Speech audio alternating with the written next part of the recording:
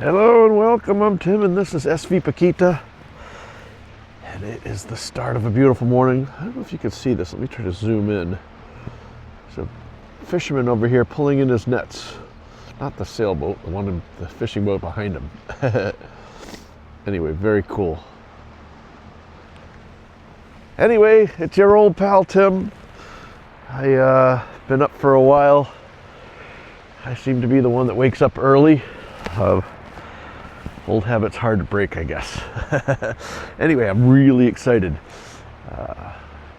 Really ready to get moving. I want to get to a warmer place. It's going to be getting colder. Somebody asked how cold it's been getting. It really isn't that cold. It's like, you know, the upper 50s, lower 60s.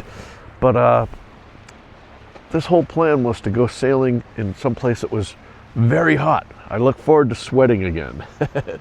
But anyway, we're getting ready to go. I'd like to get going right away just because I'm antsy and I've had some coffee. And speaking of which, the coffee is fantastic this morning. And I attribute that to the water filter that Bob and I have been putting in. We've been doing all these projects while we've been waiting for the weather. And traditionally, I drink water out of our tanks, but I usually run it through something called a zero water filter. One of those things you put in your fridge and you put those expensive filters on the bottom, and they don't seem to last that long. And the reservoir, you always have to fill it up, and every time we get in heavy seas, it always falls over and water goes everywhere and it takes up counter space and yada yada yada. Anyway, Bob and I were talking and said, you know what? Instead of doing the whole boat, I have all these extra carbon filters for the water maker. The water maker takes a carbon filter when you use the flush function. And it really only matters if you have municipal water in your tank, because you flush the membrane with fresh water. So if you have gotten water at the marina and chlorine is in your tank, the chlorine and petrochemicals, distillates from oil and stuff like that. Those are the two things, and chlorine are the two things that will kill a membrane, they say. Those are the membrane's worst things. So when you do a freshwater rinse, flushing of your system, you usually want to pass it through a carbon filter to remove the chlorine.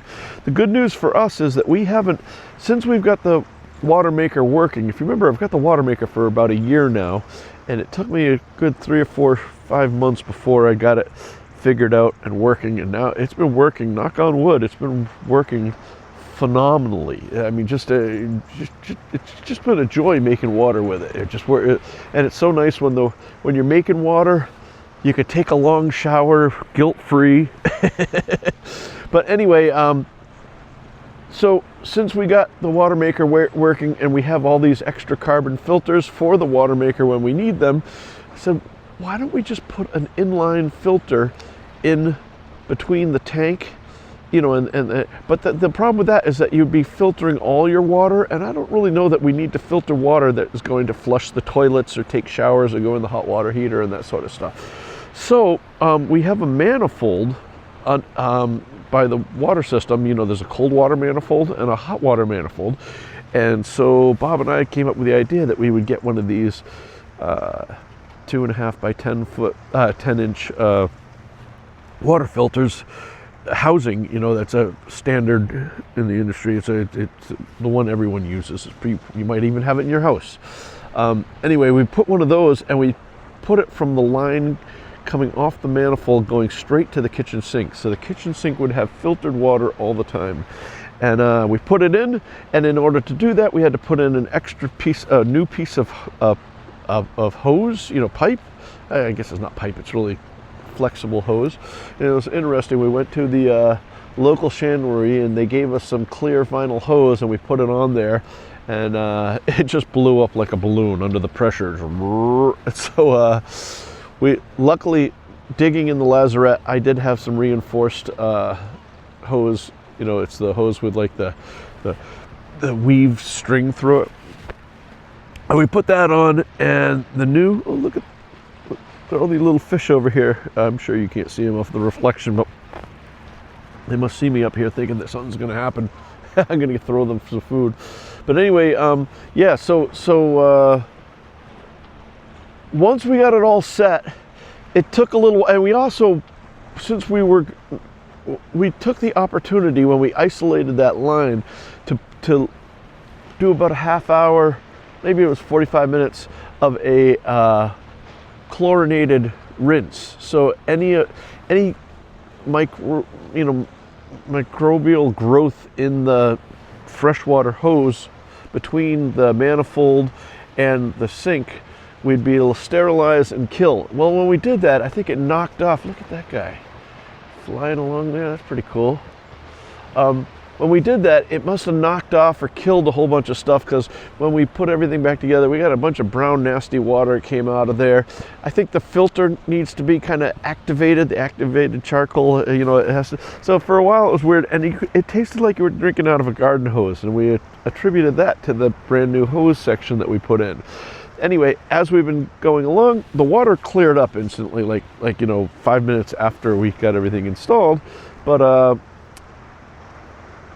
the taste of new hose was in there, and every day it would get better and better and better and better. And today is the day that I made coffee, and the coffee was phenomenal, and I am chalking that up to that the water filtration system has worked out well.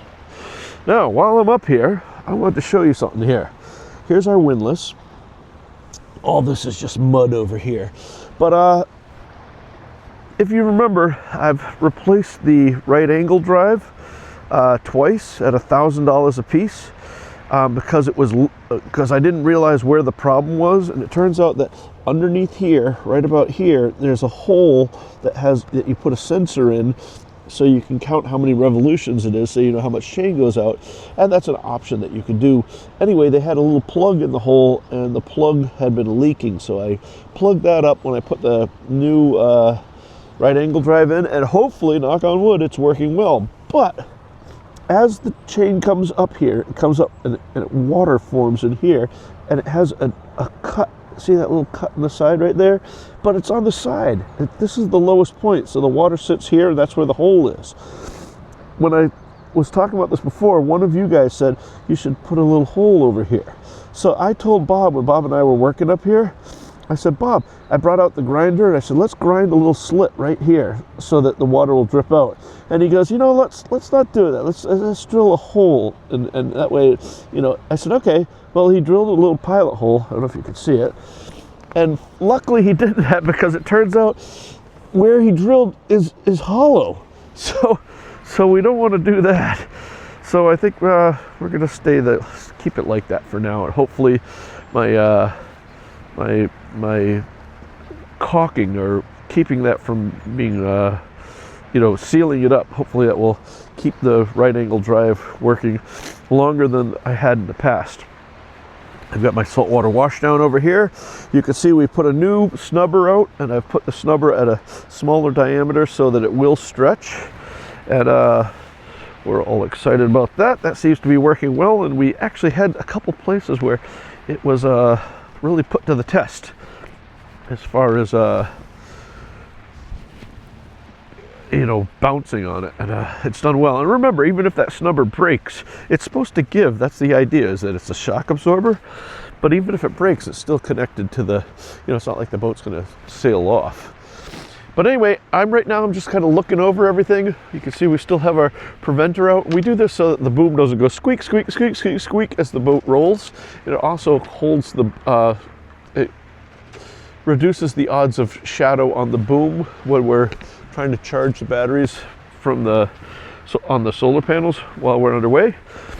I've lifted up the fender step over here, and the windows are all filled with condensation here, but that will clear up here as everyone else wakes up. Like I say, I wanted to get underway right away, but the problem is the earlier we get underway, the more we'll have to motor. So that we won't. I think we're gonna have to motor until probably around 5 or 6 in the morning tomorrow. That's what the models are saying, but the weather looks good, and so that's what we're gonna hope to do. and we've got some food. We got things going. So anyway, one thing I thought that you guys might want to know about or have me talk about are some of the things that I do for some of the checks to make sure that everything is good before we go on a, in this case, a almost 500-mile passage, 400 and change. Well, it starts right at the back here with the dinghy. We get the dinghy up by towing the dinghy. It almost costs us almost a knot, maybe 3/4 or half a knot definitely a knot if the engine's down. But by lifting it out of the water, we don't have the drag. But the problem is, it's not so much the weight of the dinghy pulling down. It's as the boat rolls and it'll slam like this.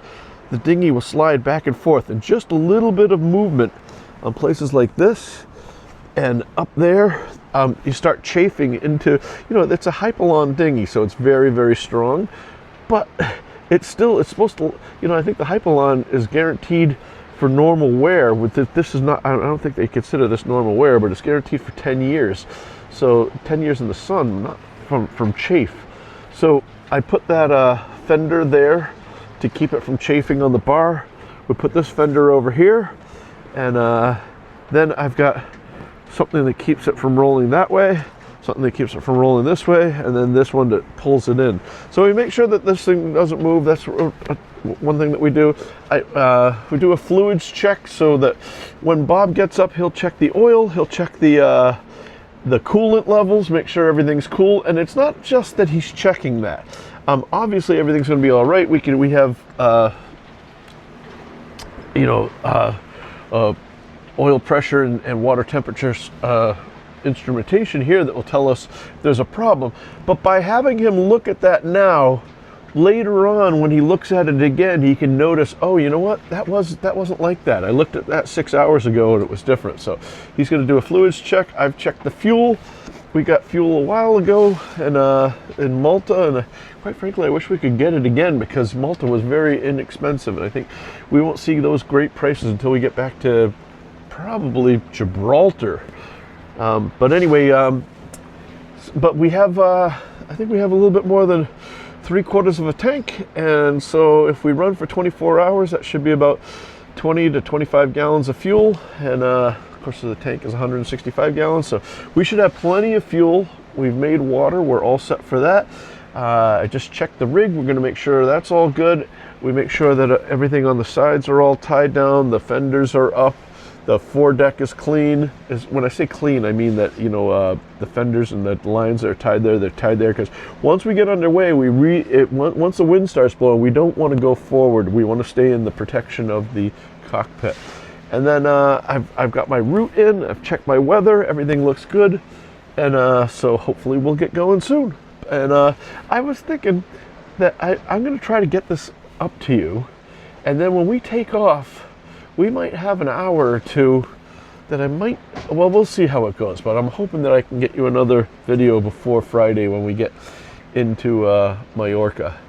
So that's the hope anyway. It sounds like I'm hearing Bob downstairs, so he's probably going to have his coffee.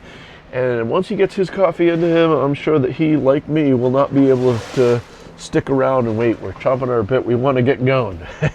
So here it is. But thank you so much for watching. Really appreciate it. And you guys, thank you so much for liking and subscribing. People that have bought us rounds, thank you so much for hitting that super thanks button. And thank you to all the patrons. I'll put a link in below. And once again, I didn't realize it, but a number of you have asked for the tracking a link, and I gave it to you. And thanks to Parody Show, he has put the tracker link up there as well.